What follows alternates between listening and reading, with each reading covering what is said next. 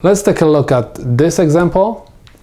Again, I'm going to subtract first the whole numbers. That's why I'm going to have 4 minus 2 equals 2.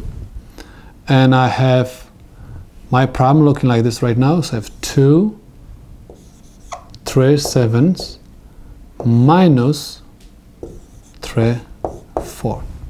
Okay, common denominator. We don't have common denominator, okay?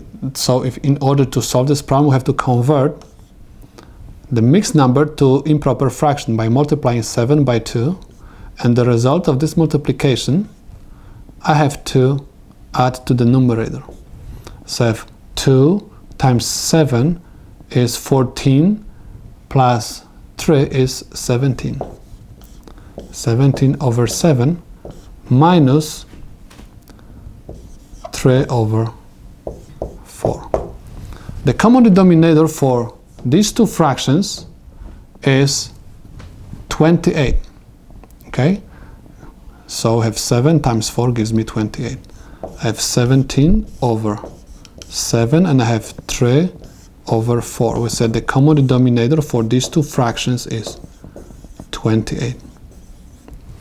By what number I have to multiply 7 to get 28? I have to multiply by 4. Whatever I did in the denominator, I have to do also in the numerator. Okay, 17 times 4 is 68. By what number I have to multiply 4 to get 28? I have to multiply by 7. Whatever I did in the denominator, I have to do also in the numerator. 3 times 7 gives me 21.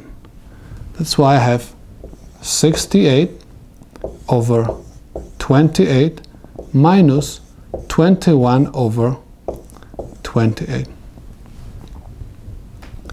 I have common denominator. I can subtract the numerators. 68 minus 21 gives me 47.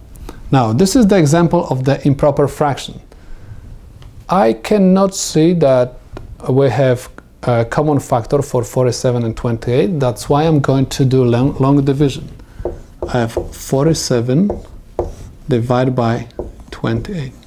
How many times 28 goes into 47? 1. 1 times 28 gives me 28 minus. Now, I cannot subtract from 7, 8. That's why I'm going to borrow 1 from 4. And I have 17. 17 minus 8 is 9. I borrow 1 from 4, that's why this is 3. 3 minus 2 gives me 1. How many times 28 goes into 19? We cannot do it, that's why my answer is 1/19 over 28, where the top number goes to the front, 19 goes to the numerator and 28 goes into the denominator. That's why I'm going to write my final solution over here, 1/19 over 28.